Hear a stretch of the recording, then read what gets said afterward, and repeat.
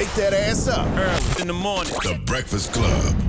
Morning, everybody. It's DJ NV, Jess Hilarious, Charlamagne the Guy. We are the Breakfast Club. Lauren Roques is here as well. We got a special guest in the building. We have Dr. Cheyenne Bryant. Hey, welcome. Good Queen. morning. How are you? Club. Man, you are one of the Finally. people in the mental health space who's really using social media right, right? Like because you've used it to elevate your platform and just elevate the conversation around mental health. So I applaud you on that. Yeah, thank you. I appreciate that. I always say I didn't get into this field to become a celebrity, but God has His own plans, right? So I, literally in my master's and my doctorate program, I remember my professor saying, "Everyone who's going to get licensed, raise your hand." I didn't raise my hand; everybody else did, and he's like, "Doc, you going, Cheyenne at that time, you going through all this to not get licensed?" I'm like, "No, because I'm gonna be on a platform where I'm able to change lives."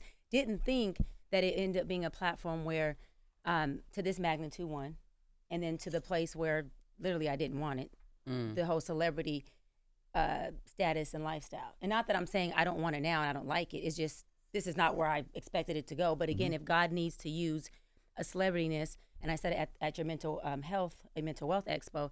Whether the celebrity status brings me the naysayers or the sayers, whatever it brings, as long as they can get a tip or two that gives them a better quality of life and helps them become better mentally, then run the play. I'm cool with it. It is what it is. How does that impact, though? Like, you do work in mental health, but there's a lot of, like, the naysayers are so loud. How does that impact you mental health-wise, and, like, what's your work through? Because it's there, especially with that, when the Kim interview came out. People were upset about it. Some people agree, but how do you, as a person in that space, deal with all of that pushback? This is the thing, sis. I grew up a little girl in the inner city in the hood. I grew up to two teenage parents. My mom was addicted to the drug that my father sold. I'm a product of a street dude, a straight gangster who turned into being a good family man.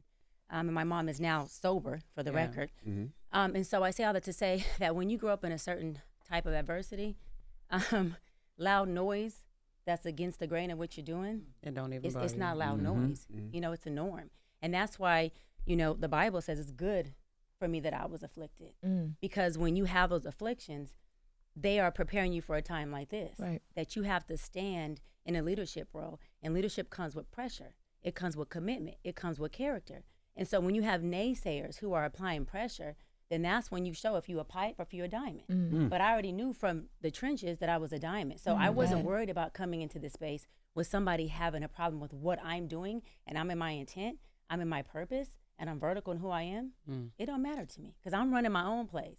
So I'm not sitting up there as a quarterback being Brady waiting for a Moss. Right. I'm good. I ain't heavy, sis. I'm good. Listen. I'm gonna make all my receivers better. Early. Okay, just to put somebody out there. We gonna win.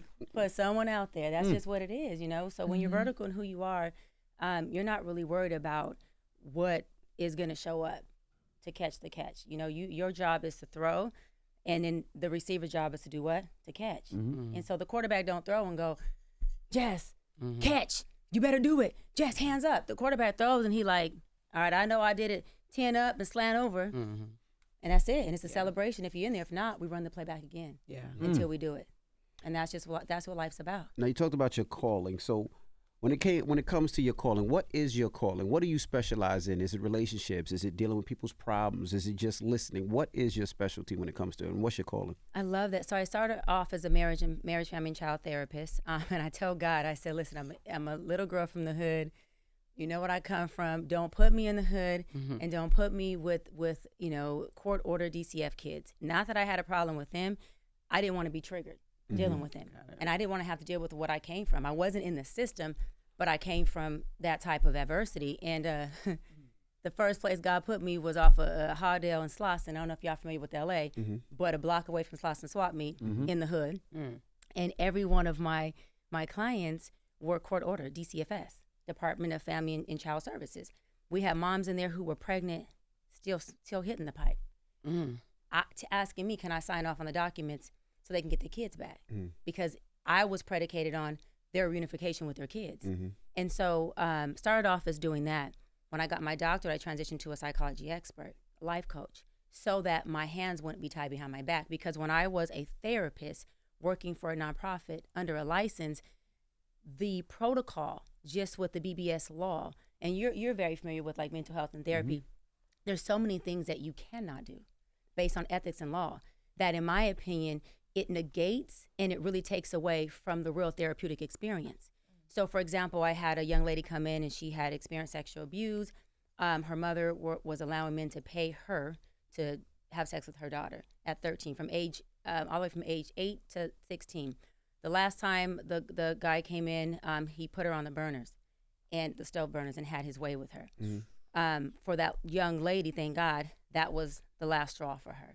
So she ends up in my office, and we're talking, and she's telling me her story, and I'm starting to become triggered because it's triggering my sexual abuse past.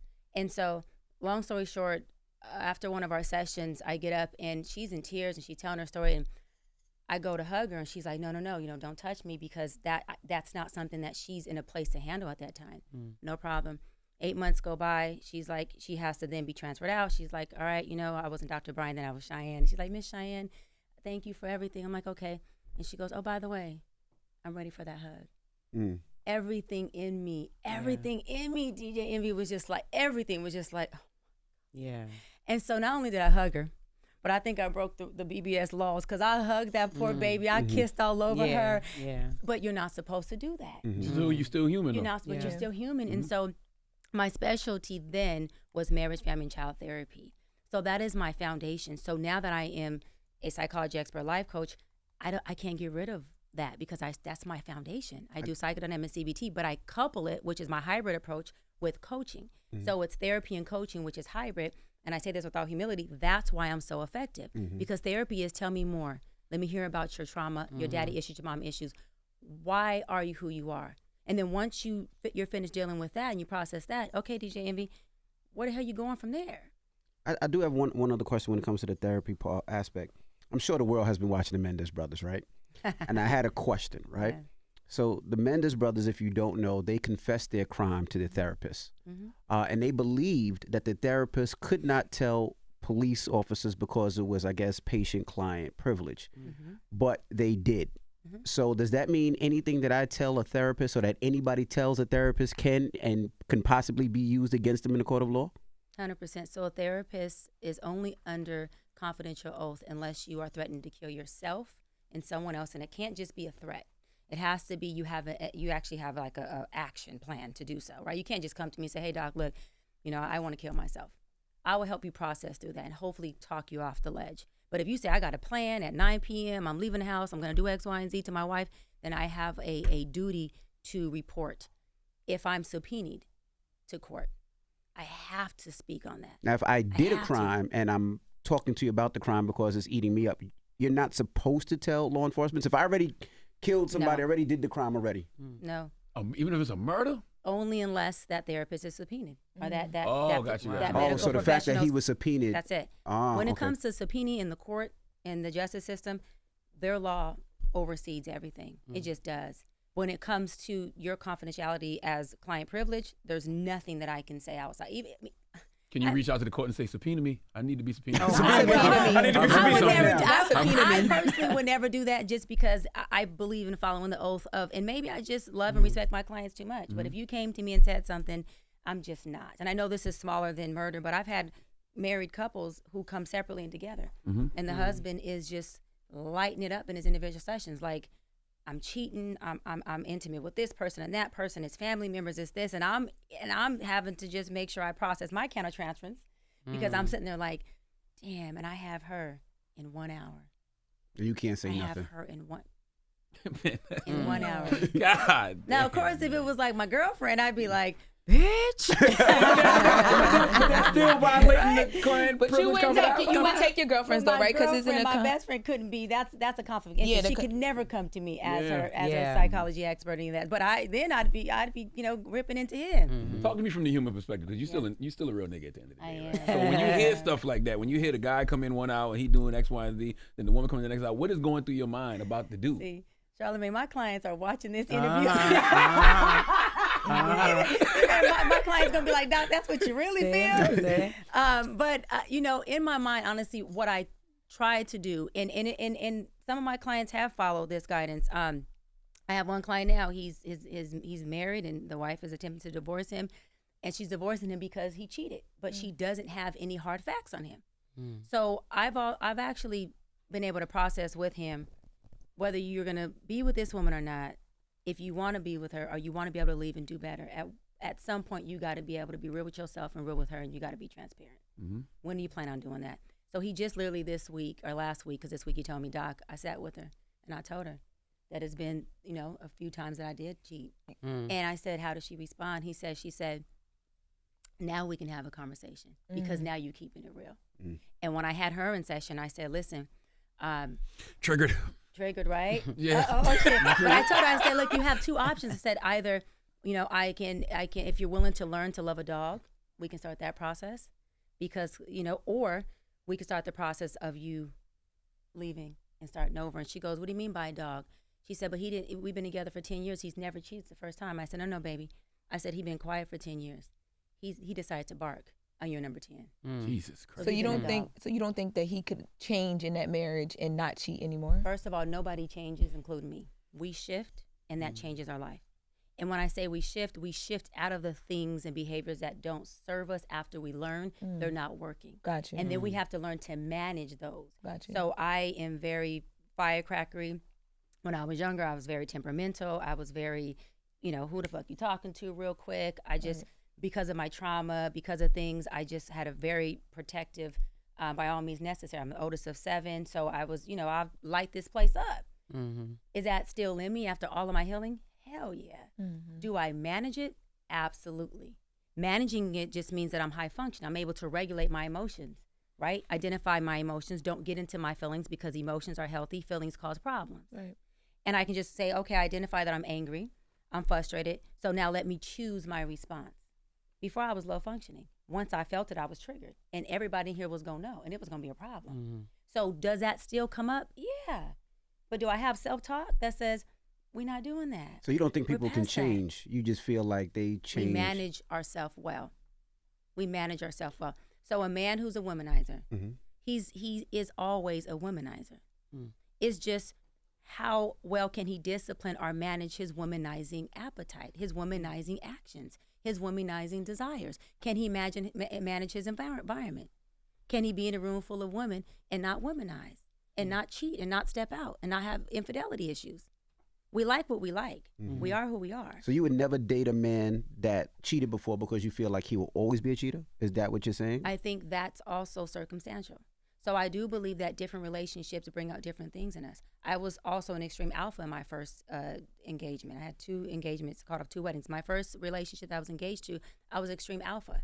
So even if he tried to be alpha, I left no space. It was like, hell no, by all means necessary, because I said so and you can walk. Like, I'm chasing my career. I know my value. I'm not fatherless. I got a daddy. He spoils me. Good day. So even in that, do you feel like that he wasn't man enough for you? Or like, what was that? Do you think that's your fault? Do you look back and be like, I was trying to be the man. Not trying to be the man, but I gave him, because you just said you gave no room for him to do it. So do you regret that part of it? I think that's a duality. I think he chose a woman who was alpha because it fed something in him that was beta. Yeah. I chose a man who was beta because my alpha needed to be inflamed. But my second engagement, he was alpha. That's why I say it's circumstantial. But not only was he alpha, I was ready. I had these submissive feels in me already. So by the time we got in a relationship, I was a hybrid by then. I was alpha submissive. So I was cooking, he was daddy, I was soft, I was in my feminine. And the blessing of that is I got to experience both. And I learned that I fell more in love with myself in my softness than he probably did. Yeah. Like, I was doing shit where I'm like, ooh, girl. Girl, Like, that I was is turned me. on by me. I was like, ooh, sis. See, that's me. Sis. That's me right now. Even in the bedroom, things that I was like, no, I'm not. When I was in my alpha, absolutely not. I was like, can we do that thing again? That thing. I don't want to look at y'all married. Can we do that thing again? Like that thing I said So I you wouldn't do that. submit You more. said submit. Yeah. But Guys do that too. But it also, it also plays a role but in the position. This nigga. What you want to say? What you doing? What's look that at you thing? and say, What's look that at me and say, thing? look Nah, at that 'cause thing when you said again. Nah, 'cause I'm not gonna front. When you said that, I kept thinking of this story. Or what? No, it was Gilly telling me the story about. Never mind. No, Gilly the King was telling me a story about something that was in Kim Porter's book and how Diddy told Kim Porter to do that thing again. And it was getting pegged in the Yo, butt. right. Never Oh mind. wow. All Okay, right. right. I know. I just knew it was something gay. Yeah, as something soon in the butt. as- So I'm you don't sorry. feel men I'm not can answering the butt you question. don't think men can change though, like maturity, because a lot of times Yeah, I'm we do stuck on things- that too. Because a lot of times you stuck in the butt. What? She's not saying that Oh, y'all can't no. change. I was not saying saying you because can't change. things sometimes you're immature and you don't know, right? And I think you can grow out of things where you are mature, not just being a womanizer or being insecure. Some of those things you grow out of because you learn differently, and some of the things that you follow is because of society teaches you other than what you should be doing. If you understand what I'm saying. So when I was a child, I thought as a child. Now that I'm a man, I think as That's right. as a Amen. man, right? Correct. Right. That's what the Bible says. So do I think that we can mature out of things? Yes. But maturity takes work. It takes awareness and sense of self. So how many of us are really getting that if we're in the same environments, the same relationships, or we're dating different people with the same spirit? So the same spirit's going to activate the same things in you. You want different, there has to be a different circumstance, a different activation. I went from a beta to an alpha, and I was receptive to being with an alpha. So that's why I was able to be activated in my feminine. I wouldn't choose a beta now. I'd want an alpha man, but I also hold space for an alpha man. You couldn't be with a woman who is high functioning and be a womanizer. She ain't holding space for you. You can prey on a low functioning woman because she holds space, too much space for a low functioning man who wants to prey on her.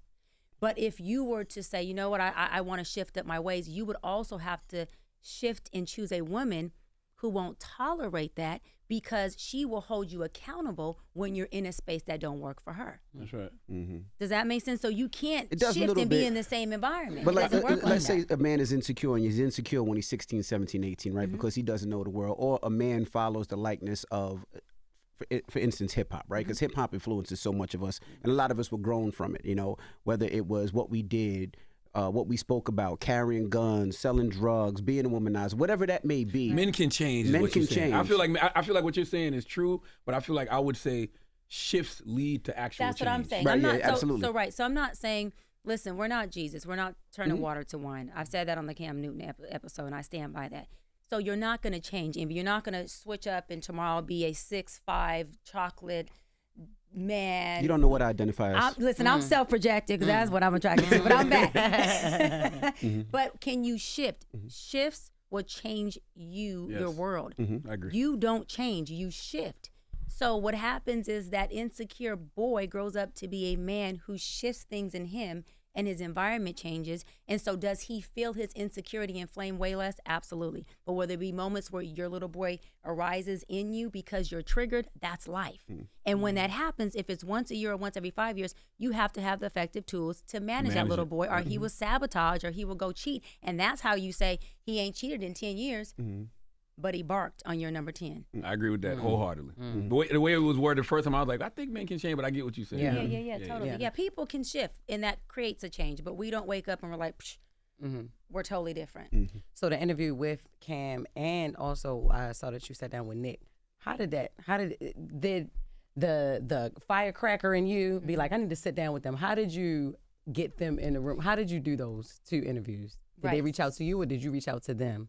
So Nick reached out to me Okay. and said, Doc, what's up? Like, I want to work through some things, but I want to work through it on camera. And I said, okay, no problem, but I'm going to penetrate. So we're not doing I this know on that's right, camera. penetrate. These crazy words. The things So- that trigger you is crazy. So when you, Trigger him. So he liked penetration. Nick, Do that little thing you do. Do that Actually, little thing you do. right, it's funny because Nick always goes, Doc, do you have to use that word? I'm like, yeah, I am. I'm penetrating you at the space that obviously is broken. Yeah. And that's dysfunctional and toxic. So I'm when sorry, you we childish. say, I'm sorry. grow up. He needs to grow up. You need to grow up too. Wait, see? You men, need to grow up look, too. see, men just don't change.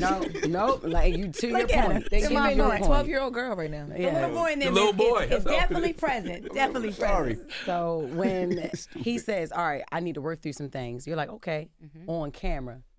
Does that then in your mind say, is this for real, or do you want to appeal to a certain market, to a certain Yeah, audience? I love that. You know what I'm saying? Because, we're in the times now where everything has to be recorded, or it didn't happen, or, that's just how people look or how people feel. But what does that make it a little phony to you? So, Because I couldn't find another word other than Again, phony, but great observation. Yeah. I didn't look at it like that because I look at it like I have a job to do and a purpose to serve. So whether we have 1 camera or 10, you're going to get this work. yeah.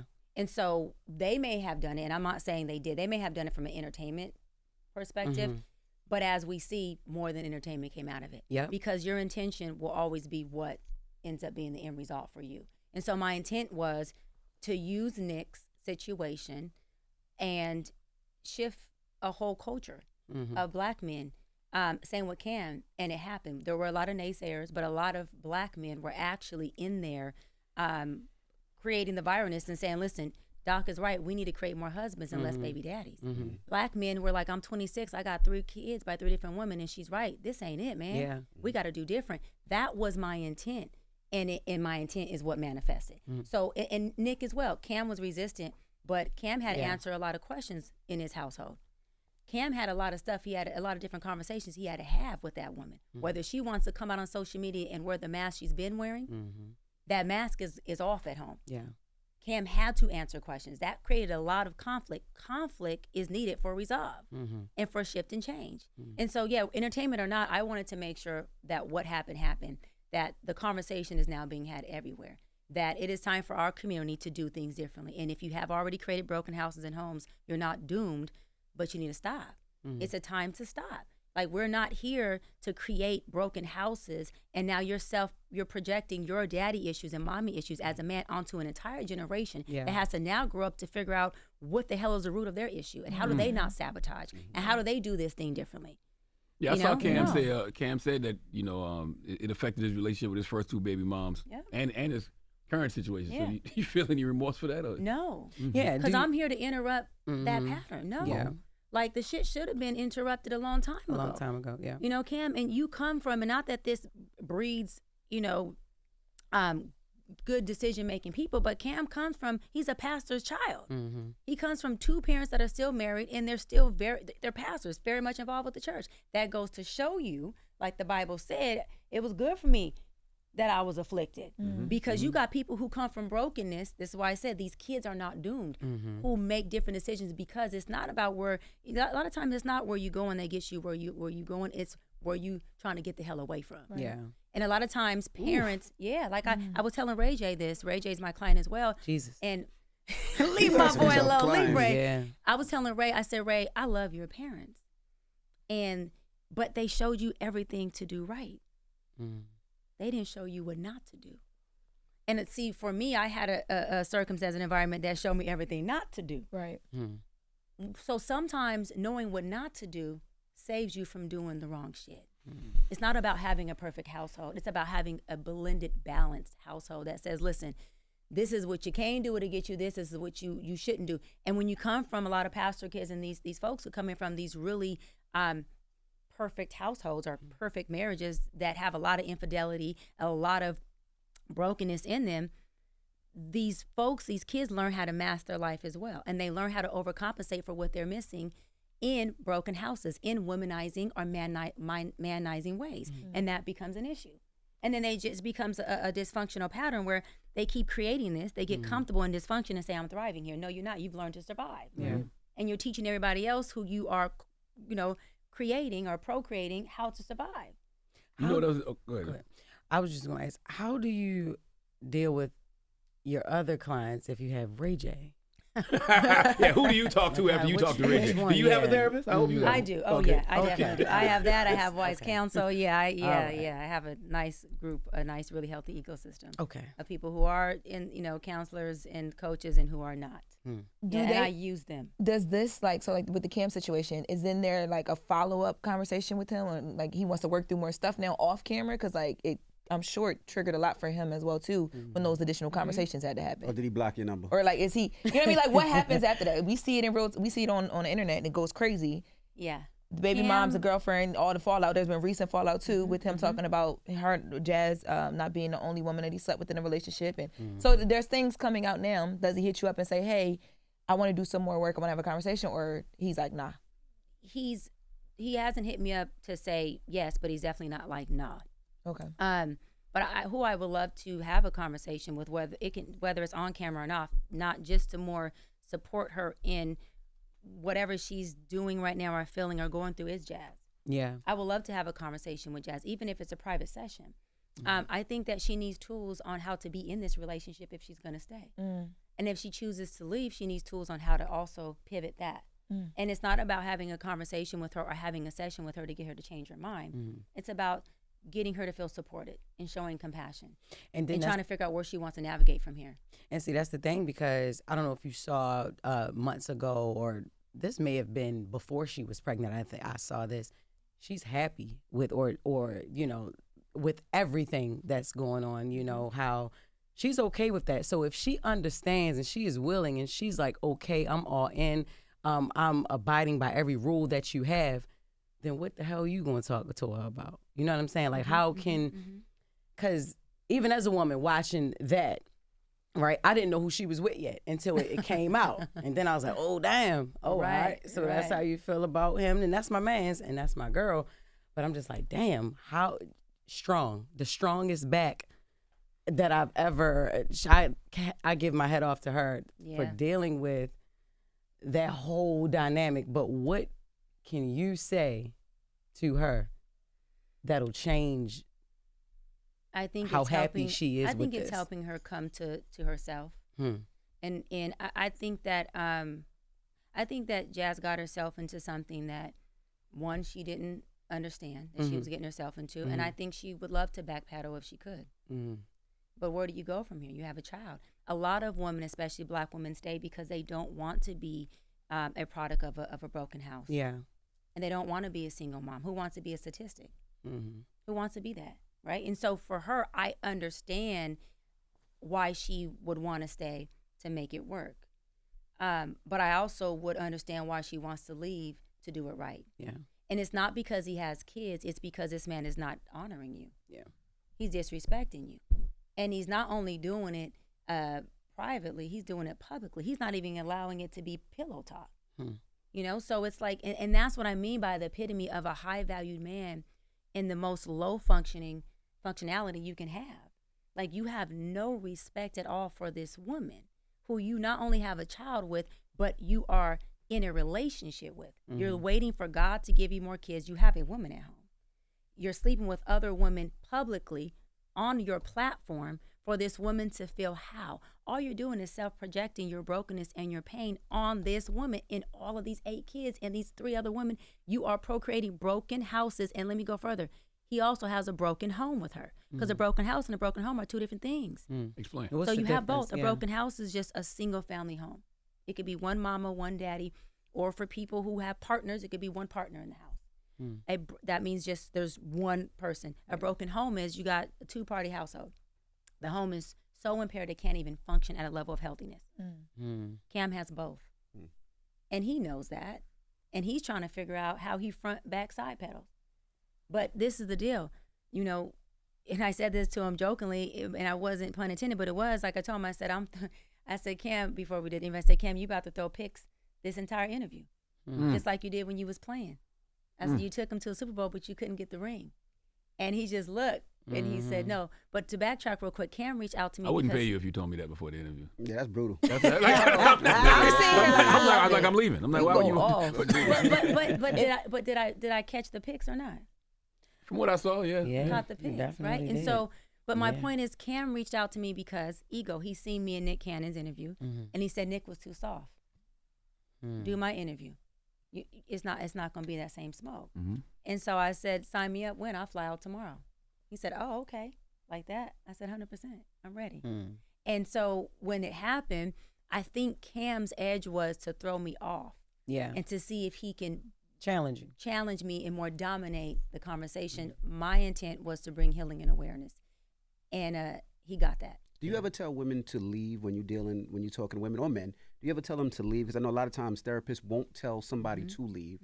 And if somebody is still in a relationship, whether it's domestic violence, whether it's a womanizer, or whether it's something that's negative, do you feel like if a woman stays, she's weak? I don't think she's weak. I think she has a lot of underlying issues that need to be processed. And I think she doesn't have awareness of what those are. And what that relationship is feeding are the underlying issues. And she's staying because she needs those to be fed. And if she leaves, what's fed if she doesn't have any awareness of her healthiness? See, what we know is what feeds us. We all set up feeding stations, and we go and feed on things that we have awareness of, which is a lot of times our trauma, our dysfunction, or our survival mechanism. And so I never tell them to leave, but I do help them either say, this is what the work is going to take to stay, and this is what it looks like for you to leave. What do you want to do? So you don't feel like if a man stays or a woman stays, they are weak, whether it's whatever their relationship. You don't feel that way. You feel like people can get through certain things, whether it's domestic violence, whether it's abuse, whether it's cheating, whether it's whatever it may be. I think that people can get through it if they're willing to reinvent. So marriage isn't something that always has to be dissolved. Sometimes it can be recreated and reinvented if two people are open to that. And I say that because, you know, I'm not married yet. I look forward to being married and being a mother, but I'm not divorcing my husband. And so it very well could be where, you know, shoot, the social media, hopefully not, goes off on Doc one day and says, hey, what you was preaching, what's up? What you doing now? Hopefully not. But I'm saying that I'm not leaving my husband. That's right. What do you say to people that say, you know, how do you give advice on marriages or marriage couples when you're not married? What do you say to those people? I love that. I say that I don't want to hear you've been together 15 years but miserable 13. I'd rather take advice from a single woman or man who's happy, thriving, successful, meaning in their joy, not just in their monetary value, than someone who is miserable in their marriage with a side dude and a side chick. And you want to give me the advice that you give yourself, that you use in your failed marriage? And I'll it's gonna pass. be bitter. I'll pass. I'll pass. And what happens is married people like to shun on single folks. The Bible also says single people are happy people. Charlamagne, you heard that? Look that up. It says marriage Lauren, takes please. discipline. No, it says marriage takes discipline. And Because a lot of times they say that you reach out to older couples that's been married longer because long time. they'll tell you how to deal with the marriage than people, you know, like some But people she- say but what she just said is don't hang true, out though. with your single friends. You What- talk to married couples that's been in that situation No, longer. and you know why that's true? Because folks who've been married 10, 50, 20 years, they've been through the trenches. Yeah. So they're not going to teach you how to be happy. We got that, single sis. We got that. I've had that all my life. They're going to teach you how to get through the times when you ain't happy. Y'all married, you know that. Let's not play this game. You married, you know that. You got, of course, I think marriage is beautiful. It's popping. It's where everybody wants to land. Why would you not want a partnership and a companion, your go-to?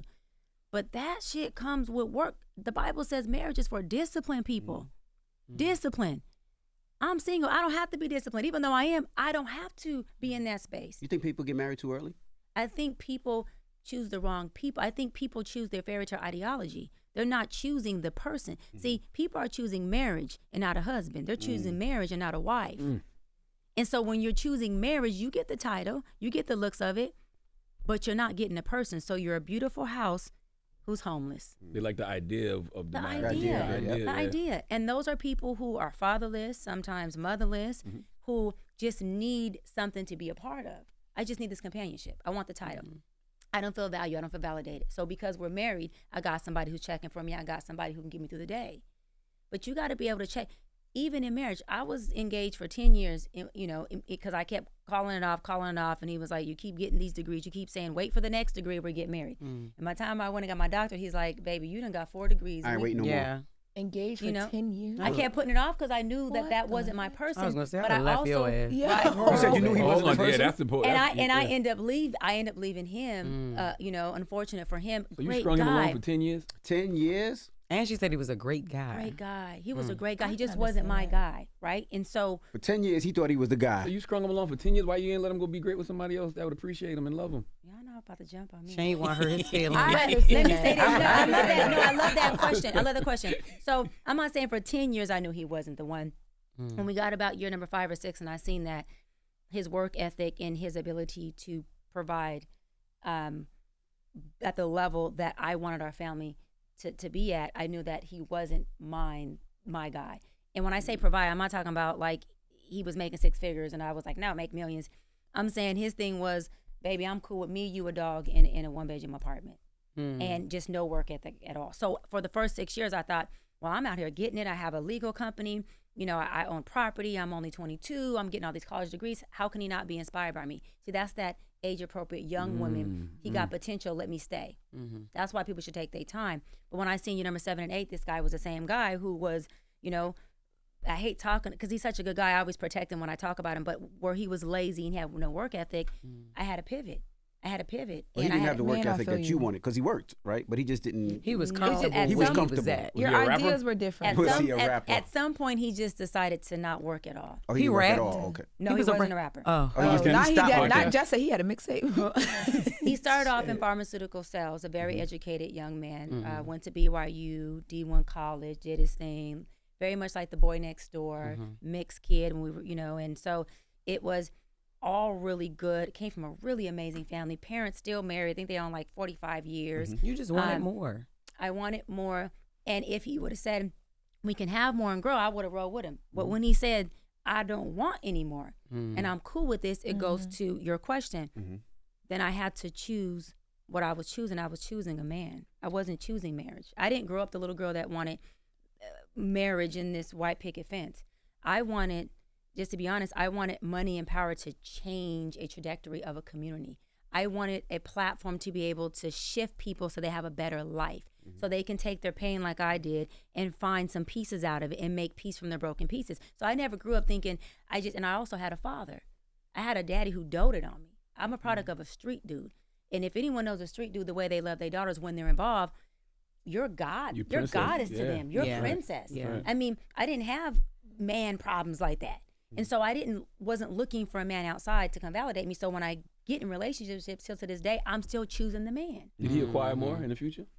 No, he's still in the same place. So I made the right decision. What was the conversation, that last conversation y'all had when you decided to leave him, and how did he react? You can have the dog. That's what you said. Oh my God. Keep the dog. You don't keep the dog? No, he was in tears. And I was in tears. We were sitting there crying. And he said, I knew it. I was a buffer for you. He said, I was a buffer for you. He said, I just knew it. And he said, you're with me because you're too insecure to be with who you really want to be with. The type of guy, not a particular guy, but the type of guy. Was he right? Was he right? 100% right. I said, you're right. You're right. And as years went on, that was some of the best advice that I was able to acquire because I was able to work on myself. And he was right, because the type of man that I now date, with that alphaness, with that leadership, the space that he needs so he can even be with me, right, is a different type of space, a different type of woman. So I had to shift, not change, shift a lot of things in me that had to do with insecurity. Because my mom being in her addiction, creating abandonment in me, I had attachment anxiety. And so when you're, in order to have a man who's doing well, who's successful, and he's in his alpha, the healthy alpha, that man is moving and grooving, he's doing certain things. He don't have time for a woman with no damn attachment anxiety. Meaning when he's making moves to better this household, when he's making moves to better this family, I got to be able to be solid and vertical in myself and who I am and hold the house down. I can't be insecure when he's traveling or doing things or he's not right up under me. I had to work through that attachment anxiety. Now, I got a couple of questions, right? Like one, I want to know, what is your definition of a high value man? That's number one. And then two, what you said about attachment anxiety. Is it okay for the woman to feel insecure if she knows this man ain't really out here doing 100%. business? He out here really That's called discernment. Okay, yeah, all right, call him okay. out on that. Okay. And transparency. What's up? I'm feeling some type of way. What's going on? What are you doing? I'm feeling this way. And I just think two respectful people who are choosing each other and not just the relationship are going to have those conversations. And that's what those older couples who've been married 20, 30 years is teaching you, how you have those conversations. And baby, when your man tell you he out here turning corners, he not really turning bills, how do you stick through that? How do you stay without losing your dignity? How do you still be to submit to this man, cooking and cleaning and having sex, making love to this man without being disgusted at the fact that he's either stepped out emotionally, physically, or mentally? How do you keep that? How do you keep going? That was going to be my question. That's what the older folks tell you. They don't tell you how to be happy. Envy, they telling you how to roll through and stick through some shit. That's what they teaching you. Well, my grandfather was like, leave that bitch. He want to tell my brother that. Yeah. Because that's how it be, like back in the day. And he was still with, my grandmother, but he just still was just like, man, like, leave that bitch now, because I would have left this bitch back in the day. But then he wouldn't have I've had been me. grandpa because I've been leaving. But now I say I'm in my choosing stage, and I'm really looking forward to staying. But it will be my first time utilizing a lot of my new tools. Not new meaning a year ago, but you new because I've been single 6 years, of This attachment anxiety I've had to work through of what that looks like. So there's going to be things in me that are new that inflame and trigger that I'm going to have a hell of a man who's mature enough, emotionally intelligent enough to sit through certain conversations with me that are going to be transparent. So what is a high value man? Because I heard you reference Cam as a high value man with a low value, I guess, just a low vibration. Low functioning. Yes, Low functioning. Very low functioning. So what is your definition of high value? Because to me, it just sounds like high value to you is like superficial stuff. High value just means that it's pretty much like you're making a lot of money. You have a lot of tangible things. You're high value. Your value is high. Your value is high, and your monetary value. Your value is high. Meaning, you got a man who's making $100 million, then he's high valued, and women who are superficial, but I'm not knocking y'all, sis, okay, are very attracted to that. But again, are they choosing the man or are they choosing the value? The value. But some people are so poor, all they got is money. And so You know what I mean? And that goes to where this is going to be a very, very unpopular opinion, or very popular, but it's going to cause a lot of controversy. I always say, if you realize the most prettiest, beautiful women, many of them, men have put a baby in them, but ain't made a wife out of them. And I go to the high value men, have put babies in them, but ain't made a wife out of them. Because those women are choosing the value in them, and those men are choosing the low functionality in her. So that's a match made in heaven for them. Even though the fairy tale ends at some point, and everybody goes back to the drawing board and comes into my session and says, because I can't name. I have some very, very A-list celebrity women who come in and say, I'm beautiful, I'm successful, I can have any man I want, I'm lonely as hell, and I'm afraid that I'm gonna die alone. Yeah. But you have a child. You've been married to this A-list big NBA player, and the relationship is now over, and you feel like you're gonna be alone because you never learned to choose anything of substance. So you were hollow the whole time. So you're not afraid of being alone physically. You're afraid of being alone emotionally because you've been alone this whole time. So you don't even have a relationship with yourself. Anyway. So who you really don't want to be with is you. So why should we call being alone is about being with you. So why should we call those brothers high value then? Because value, based on how I define it, is just money. Like Net I'm worth. a high valued woman, right? I have a multi-million-dollar home. I come from the hood. I went from the hood to the hills, but I've accumulated a lot of value, right? I drive luxury cars. I have a certain lifestyle, but I would be low functioning if I preyed on men that I know I can use. If I preyed on men that I know I can say, eat, sleep, and poop me and shut up while I go run amok, be in your beta, because I said so. That's low functioning of me. High value and high functioning would be, no, I want a man who can stand on, he's vertical, because every human being is a hybrid. We're all high functioning and low functioning. So there's going to be moments where I get in my low functioning. And if I get in my low functioning and I start to say things that are emasculating to you, I don't want a low functioning man. I want you to say, baby, I don't talk to you like that. And I don't like when you talk to me like that. I'm not going to leave you, but we got to work on this because I'm not some nothing ass nigga. So what if you know, and I love you and I respect you, so let's work through this. What if you got a high value man? He got all the money. He might even be an alpha, but the dick little, and he trash in bed. So then what? That's what I mean. Because I'm just saying, because he can't. Because then what? Because you ain't gonna let him talk to you any old kind of way. What? Listen. You ain't gonna let him talk to you any old kind of way. That's what I'm saying. He can be the alpha. He can have all the high I know you value. ain't letting him talk to you any kind of way. That mouth go crazy. Hey, yo. If I had to choose between a little pito, okay, in my Spanish speaking language, little pito, little penis, and a family hell of a good man, give me the little dick and a good man. Because remember, I'm choosing the man. I'm not choosing these ornaments. And I know, and this is the thing. Men don't understand this. A woman just needs a big dick when she don't know how to truly love and connect with you. Once we love you and connect with you, we love, and when we love, especially black women. When we love, we love. Yeah. We'll figure out how to work with that little thing. You got fingers, a mouth, we got toys. Like when we love you, we love you. Yeah. And we figure out how to make it do what it do. You got women who are with men who got little penises and pay no bills because she love him. Now that's not doc approved. But That's not doc approved. But so for me, I'm not manifesting God the little pito type thing. But I'm saying, you know, if it, and this is probably gonna be TMI, but I always joke with my best friend Lola and my sister, and I always say, girl, I'm not the woman who needs a big old penis. Me either, girl. That's your. Wait a minute, Jess. But I said, why do God always send me the men. big- Charlamagne, you feel What the like fuck that is too? this? Something you ain't never seen. Go here. I said like this. Unfamiliar to you. It's unfamiliar to you. Lauren, we don't know what, how many God, dicks he's saying. You're Don't do right. that. You're right. I know what he You're right. And that got to be inclusive. Jesus. But I want to ask you about some internet rumors that I've seen. You know, Cory Holcomb said some things about you about not having your degree and where you started off as I guess working in a strip club. Is any of that stuff You true? said you're not a real doctor. You said yeah, you're not a real doctor. No, so I have 4 degrees. 3 are in psychology, 1's in Pan-African Studies. My doctor degree is in counseling psychology. My master's is in marriage, family, child therapy. All degrees are in psychology. Where this Cory Holcomb thing comes from is I was on a show 10 years ago when I think it was before I even had my doctor degree. And Cory is used to being able to be very disrespectful to women and do his thing. You was on the and show have with his him, way. or was just He was a guest on a show I was co-hosting. Okay. He was a guest. And I drilled his ass, to be honest. It's on YouTube. People could, look at it. And I cut into him and I said, you seem like you are inferior to white men. And you seem like you got daddy issues. And you seem like you got mommy issues. And you got kids that don't even talk to you or respect you. They don't like you. It tells a lot about your character. Now, this was 10 years ago.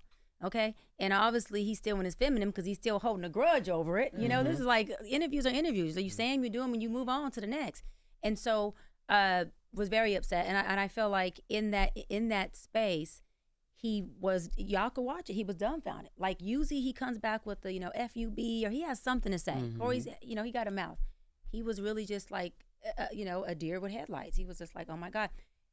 The interview the person podcast we was on, everybody else was in there, was like, we've never seen Cory be this quiet. We've never seen anybody be able to respectfully check him in this way. After we were done with the interview, we went to take a big picture on the backsplash, and I walked up toward him. You know my personality, I'm very playful. I walked up and I'm like, let's take a picture. He wasn't feeling the picture. 10 years later, I think he looked at it with his failed comedian career, because he's been attempting this career for about 45 or so years with his failed comedian career, his failed marriage, and I'm not saying this to be mean. Y'all can just research Jesus it. It's Christ, true. Doc. Go And ahead. his failed parenting skills with his kids, because none of those people deal with him. Yeah. I think he looked at it like I get to kill 2 birds with 1 stone, which was smart. I get to humiliate her back in some kind of way, which it didn't work, or I get to ride on her back because she's going viral. I don't have a career. I do. He doesn't have a career. So He's got a good comedy career. He does stand up. He just stays in 5150 is a big podcast, and he does stand up. Where he No. be at? What? Where he be at? Thank you. Oh, We back. go ahead. She got a good career, but anyways, So. we back. So the point is, I think that he did, and this part I'm not knocking him for. He did what any, to me, career-oriented business person was supposed to do. I see an opportunity. Let me take it. Let me create a narrative. But what happened was, all it did was bring more attention to damn Dr. Bryant. So all people did was research me more, which is what I wanted them to do. All people did was find out for themselves, she is a real doctor. She has these degrees. She's been doing this for a long time. This woman started off from Teen Mom, a family reunion, which we were the biggest show on MTV. She not only was the on-camera life coach doctor for that show, she co-produced it and developed the show. So what happened was, he brought attention to where people were able to go in and do what I want them to do, which was research more of me, get more background on me, and say, hey, let me make my own opinion about her. And again, as my really good friend Shaquille O'Neal says, which is one of my, we've become pretty much like best friends now. He's like, Doc, he's like, he says this, I hate when he says this, but I love it. He goes, Doc, trust fund babies don't give attention to the ones who have nothing. He goes, so let the good and bad attention do what it does for you. Let it do what it does. That's right. And I'm not a trust fund baby, but what Shaq is saying is, when you hear and they hear, all it does is magnify you. Yeah. Right? The small dog has to stay in the small dog park. They're just not allowed in the big dog park. The big dogs can go to the small dog park, and we dominate either way. Would you have a conversation with Cory now? Like, would you go on 5150 or have him on Truth Talks or something? I would not. Only because Cory's, and I'm only talking about this on here, because when I did Nick and other interviews and other places I've interviewed with, who are also, as big as Breakfast Club. Well, who's bigger than Breakfast Club though? Y'all popping. But I also told them, I said, I'm not going to address him, period. I don't want to bring any attention to him or give him the fume that he needs. Because again, Charlamagne, I hear what you're saying, but he has a total failed career. A total failed career as a comedian. Is he funny? There are some things he says, yes, that are funny. Has he made it to any place past a podcast of a group of men who agree with just a rhetoric that's just a very negative, distorted narrative of Black people in general, especially women? Kevin Samuels spent only 2 years doing what Cory does and had a better career than Cory. Cory been doing it for 40, 50 years. He was at Improv in L.A. and can't even get a job there. So that doesn't go to his comedic abilities. That goes to his lack of character, nobody wanting to work with you. Yeah. You have gifts and you have professionalism. You got to have both to make it. Cory is just a broken person, period. And I do feel Yeah. like you'll need help. He needs help. Cory like, needs off camera. If Cory came to me and said, Doc, let's do off Yeah. camera sessions, 100%. 100%. If he wants to do it on camera because it's just going to be a rhetoric, I'm not doing that. To help his career. I will help him as a man, but I'm not here to help him in his career. That's his job. I'm not here to carry a man that ain't mine or float a man that ain't mine, but to help you with your mental health or help you as a person. He's an alcoholic. He drinks a lot. You know, he's overcompensating in those areas. Those are places he needs help with. Did you guys see what he looked like on Cam Newton interview? I'm not talking about looks meaning attractiveness. Yeah. Do you see how unwell, hygienically clean he looks? God damn. All right, Dr. Bryant. No, Lord have let mercy. me say why. No, this ties into mental health. You know this. She's an assassin. I mean, the She's chopper a is sniper. out. But does this Listen, not I tie love into it. mental health, I right? love You run actually an amazing organized mental wealth expo. Thank you. I was so honored and privileged Thank to you be for there. It being was a part of it. amazing. But I want to say thank you that we know that keeping up your hygiene is one of the number one symptoms to depression. The number one way you're able to see that somebody's depressed or in their addiction or overcompensating in addictive behaviors is how they keep themselves up. That's how parents could look at their kids and be like, you're not bathing? Your hygiene is not up to par? What's going on? That man's hygiene was on negative 200. What I'm saying is he needs deeper help than me coming on 5150 Yeah. to bring him a bigger audience. He can still do 5150, but he needs to be able to 5150 himself and get the help that he needs. Lord have mercy. Doc, Girl, I know that's right. Doc was talking. You were talking earlier about growing up in the wrong environment, and you learn what not to do. And I think that is difficult for a lot of parents, right? Because, like I always say, my father raised me out of fear and not love, because he didn't want me to make the same mistakes that he made growing up in the same environment, right? So, what would you say to parents who are navigating that, like who have kids? Y'all are they're in the same environment that you grew up in. And you want them to get out of it, but you weren't even able to navigate through it yourself. Yeah, I think that, again, seeking wise counsel. I think that therapy, coaching should be a lifestyle. It shouldn't be something that someone does for preventative or intervention measures. And I think that parents need to just be 100 and transparent with their kids. I think they need to say, listen, this is my first time doing you, raising you, knowing you. I've never known a 15-year-old you. So I don't know what to do here. You know what I mean? Let's sit down and dialogue. Can you use some of your critical thinking skills? Do you have resources at your school? Help me help you. Let's do this. I think the transparency of it is what allows kids to be vertical in who they are. I think that handing them everything, problem solving for them, and doing everything for them, especially men, it handicaps y'all. So when you have to be the head, you now have a mother who taught you how to be the neck.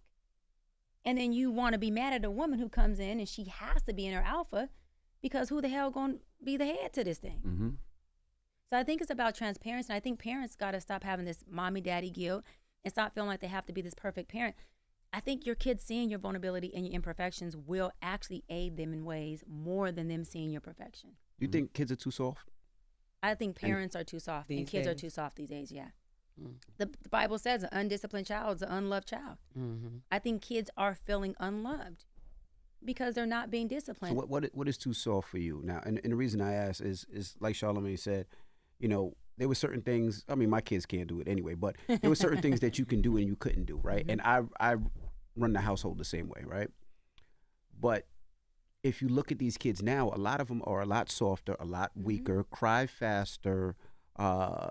You hear depression. You hear a lot of triggering words that I don't even think that they know what they're saying. They just see it because they see it on TV or they heard somebody say it online. TikTok. Yeah. But also people would say that the reason that these kids are like that because parents can't parent anymore, because if they yell at their child, if they pop a child, or if they do anything that their parents did to them except abuse, they will be told on to the school and CPS will be at their door. So listen, my grandmother whipped my ass, and I called the police. While I was down 9, she put 1 and 1, and told them when they got there, I whooped her ass. If you take me to jail, I'm gonna come home and I'm gonna beat her ass again. Dang. So whatever you gonna do, let's do it. And I would never take away her discipline. That's how I know she loves. You know how? First of all, I'm not even a mama. I'm the oldest of 7. I got about 9 nieces and nephews. Do you know how much energy it takes? Well, y'all have kids to discipline a child, to watch them, to see when they're doing right or wrong. Oh, I know. The love part is the time it takes to even watch, to see what I'm doing, to discipline me. So a lot of parents, to me, this gentle parenting is just called lazy parenting. That means I'm not in the mood to parent. I got things I'm trying to do. I'm trying to figure my life out, or I'm a single parent, I'm trying to date, or I'm trying to get a sense of self. So I don't even have time or energy to deal with disciplining you. I think that's more of what it's about. And no, it does not work. These kids have no guidance. They're a very lost generation. I mean, I'm going to go there. You look at the campaign this year. All due respect to Sis Kamala, she threw a concert. And I like Meg, and I love Glorilla. She threw a concert with Meg and Glorilla, thinking that was going to move and influence our community to vote for her. You think that we're that low functioning that you cannot talk politics to us and legislation to us for us to choose you based on leadership? That we're going to choose you based on who's dropping it like it's hot or who's bringing in a concert? I agree with that. I said that, I would have rather just had Megan up there talking about women's rights and women's reproductive rights. The way Cardi did. Yeah. I thought what Cardi did was fantastic. And Cardi been talking politics for years. years. That's she need to just run for office. Cardi right? would come on there with no wig, hair everywhere, and really know what she's talking and about. And be like, listen here, all this shit fucked up. And then we'll run a whole bill that she could just author and try to pull into legislation. So what I'm saying is this whole election showed you the level of where our kids are. And I'm like, really? But it also showed you it didn't work. It didn't work. I saw you said too that you comment on the fact that Kamala didn't come out that first night when she didn't win. Speak to that and speak to the comment, because people were upset about. Another unpopular opinion. I don't care. She proved why the people, men and women, who are not ready for a woman president, are not ready for a woman president, because society, and some men, not all, deem women as emotionally unstable and unable to regulate our emotions. Sis, when you knew you weren't winning or weren't in the lead, and these kids, these babies, these adults were at a historical black university that you went to, Howard, waiting hours for you. They had volunteered, I'm sure, they had contributed, and they probably voted for you and supported you this entire time. You couldn't come out and address the people who supported you. That's proven to the people who don't believe women could lead at that level, that a woman can't regulate her emotions enough to come out and take an L. I don't care if she would have came out in tears. Listen, I'm sorry we lost, whatever that looks like. And this husband, listen. I'll give a little pushback on that, because Go ahead. Donald Trump never gave a concession speech. Hillary Clinton nor would he even admit that he lost. Listen, and I'm not in support of Donald Trump, but Donald Trump didn't need to come out because he never conceded. He also stood 10 toes down and said, y'all, which I'm not saying I agree with this, y'all rigged it, I won, I'm not conceding. He still got the keys to the White House. But he didn't come to his people either. When that night, he never came out. What and night? there was when he lost to Joe Biden. He never came out that That's night. what I just said. Yeah, no, but she said he didn't concede. Literally what I but just he didn't come said. out. But he didn't come out at all to speak to his people. That's what at I all. just said. But we're talking about Trump, who runs on being that type of person. Anyway. So his people never expected that. Just like when someone says, well, Trump's a racist. He's running on that. Trump is talking about getting rid of DEI. He has said that I get what to you're us. saying. No, I get what you're saying. But Kamala came out and showed us all this love and support. After she said, I can't do just something for the black community, but when the day that I get into office, I'm going to sign my very first bill that's called immigrant reform. That's doing something for a group of people. Now, I'm black and Hispanic, so I ain't got a problem against immigrants. But what I'm saying is, if you can't do something for one group of people, my love, that's one group of people. Now let me move forward. But when you took the L, let me add to that. Not only did you not come out, you sent a man to come out and address these people. Cedric Ridge. He was fine too. You sent a man. I don't know if you're married, but that man was handsome. You sent a man to come out and address the people. You didn't even send another woman or black woman. This was a woman's moment, and that's what you made it. Black and women. You sent a man to do a woman's job, and in my opinion, that all that did was tell the folks who said women can't lead. See, she sent a man out to do it, and then came out the next day and said, okay, I'm gonna have this. That's not leadership to me. Leadership is commitment, and commitment is doing what you said you would do regardless of how you feel. I don't care how you felt. Kamala, come out and address us. Those kids left with their head down. They weren't sad just because she lost. They were sad because they were looking for who was still their leader, whether she lost or not, to come out and address those kids. That's wrong. That's just out of pocket. That's not leadership. And you got to have a backbone. So, I mean, either I still supported her. I voted for her. But I didn't see the leadership in her from the beginning. But I was rooting for her. I wanted sis to show different. Yeah. But when she didn't show up for that, I said, this is it. Who knows? Maybe I'll run in 4 years and I'll run black and women, and I'll run all these ways that I'm, very lovingly criticizing Kamala for. And maybe when I win, y'all will say, well, of course you came out, Doc, because you won.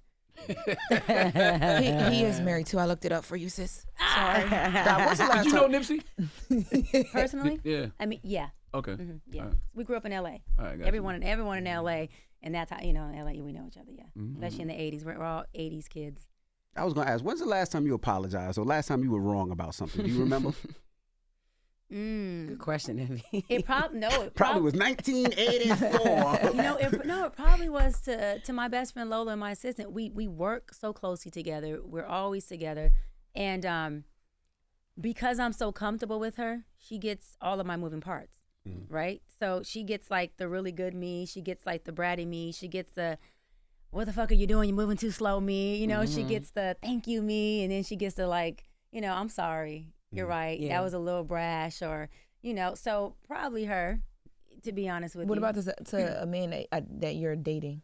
When he ain't never get an apology. That happened. I asked you that though because you are very strong in opinion and stuff like that, and I think men think that women that are structured like you don't know how to be accountable and don't know how to apologize. I'm very accountable.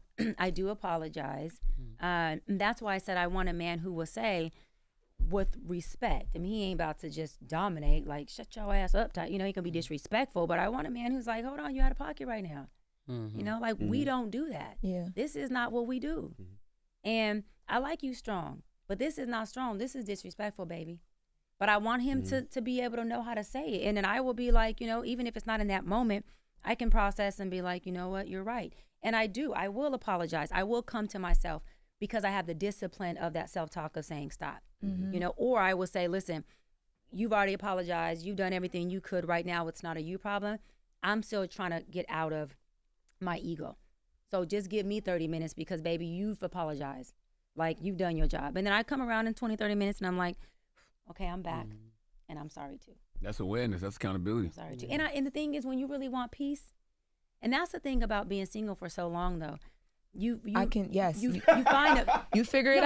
peace and a joy that when you do get in a relationship, it gotta make sense. And when you do get in a relationship, though, you're really saying, let's deaden this argument.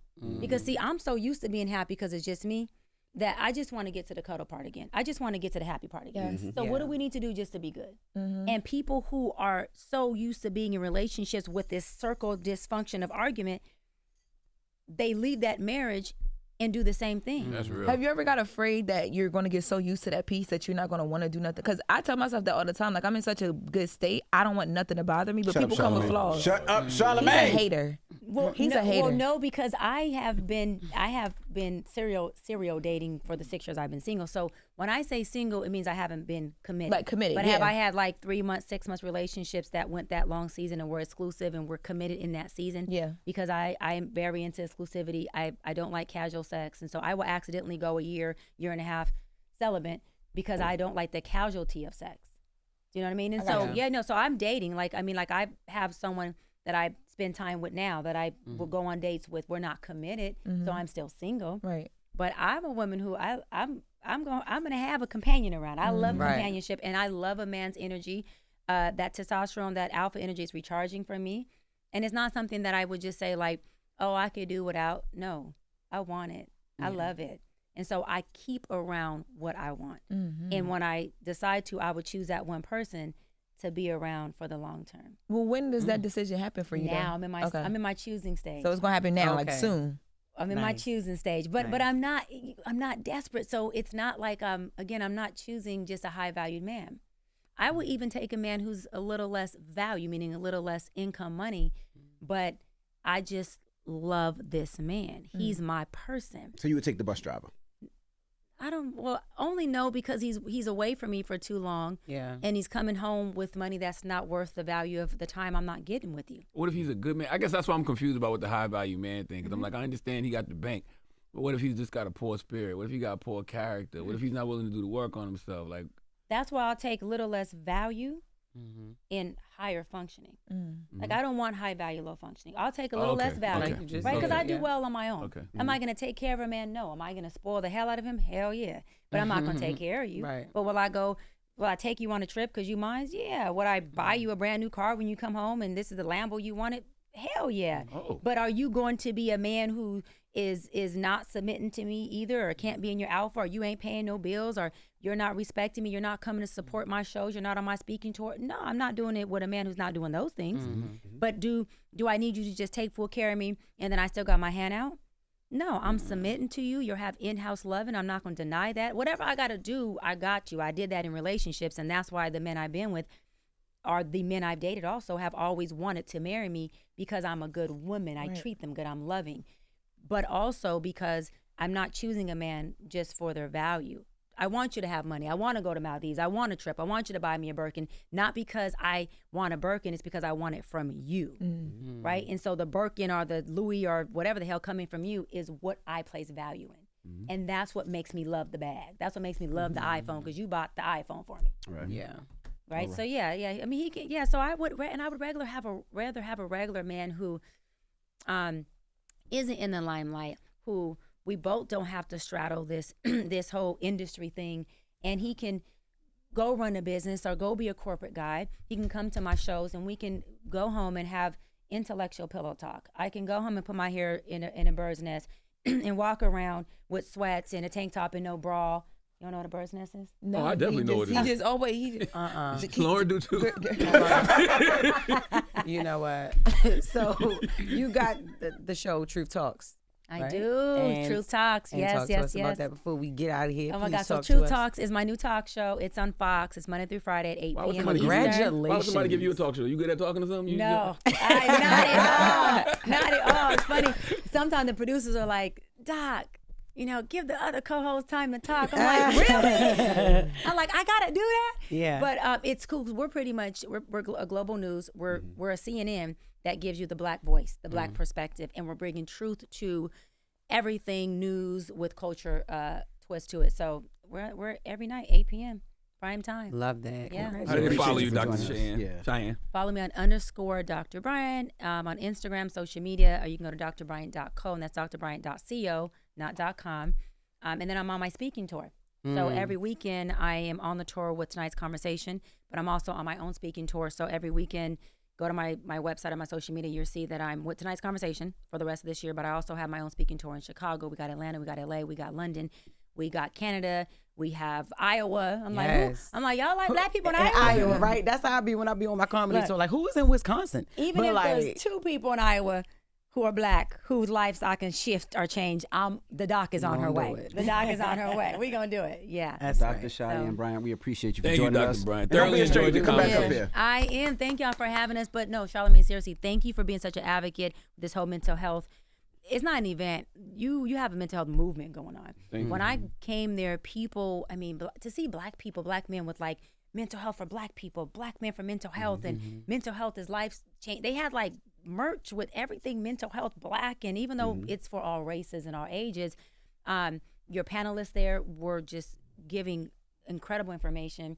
People were sitting there intrigued, entertained, but more than that, people were leaving with gems that they were really like, yo, this event is powerful. Thank you. I'm glad and we could have you there. amazing. So thank you for having that. No, Good stuff. I needed you there. Like when you were like top of the list. I'm like, Dr. Bryant got to be there. Thank So you. I'm happy that we Thank can make you. that happen. Thank There you you have so it. much. Dr. Thank y'all for Bryant. having me. It's the Breakfast Club. Good morning. Thank you.